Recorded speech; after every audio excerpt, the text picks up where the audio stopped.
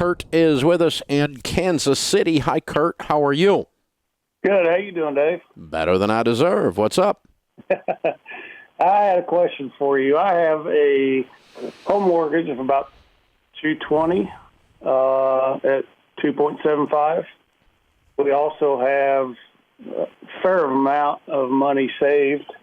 My wife would like to use that money for a lake house. And because we have a low interest rate on our home mortgage, and we're not making anything in the bank with that money, we could build an asset with a lake house. And I'm not 100% sold that that's the best thing to do. Mm-hmm. And so what would you spend on the lake house? Right now I have it figured at about 180. Okay. And how much money do you have saved total? 150. That's your entire nest egg? Not entirely. Okay. Do you have a 401k plan or other things in addition to that? Yes. My wife has a 401k. I have a retirement through work, plus I put into a 457. So how much is in all of that? Oh, boy. Probably 350. Okay. How old are you guys? 44.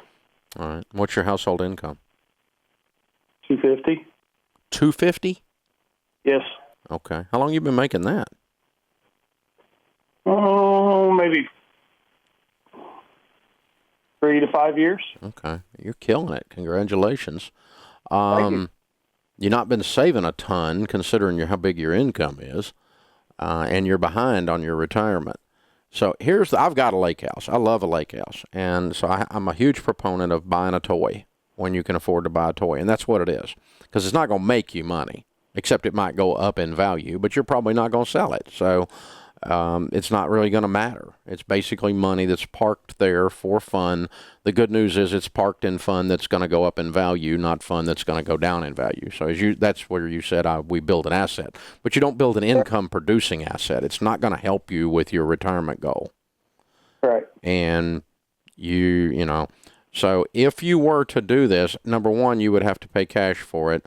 Number two, for whatever you're going to do. Number two, you've got to really lean in, and you guys have got to commit to getting your house paid off then, and as quickly as possible, and getting some more money in this retirement account, and get your retirement built up. I mean, the kind of money you're making, I'd like to see you have $1 million pretty quick.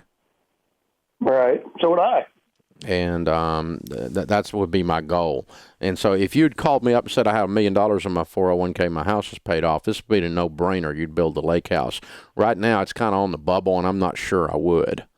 I'm not sure I wouldn't use that money to pay off your house first, and then let's get your retirement going good, and then go pay cash, save up and pay cash for a lake house maybe 3 or 4 years from now. So that's actually what I would do if I were in your shoes, is I would get your home paid off first, and I'd save, and then save up and pay cash for the lake house. Meanwhile, really pouring on the coals on the retirement accounts and getting those souped up even more, and filling up everything you can fill up. That's what I personally would do. I mean, you're not completely out of line if you go do it now, but you've got to commit to those other two goals if you go do this lake house. And the asset argument doesn't hold water because it's not an income-producing asset. And again, I've got a lake house. It's one of my favorite places on the planet. I want you to have a toy. But, resort properties that you take your family to for fun, it's like owning a boat, a very freaking expensive boat, except this boat goes up in value. But they don't, it's a toy. That's what it is, as far in your asset base.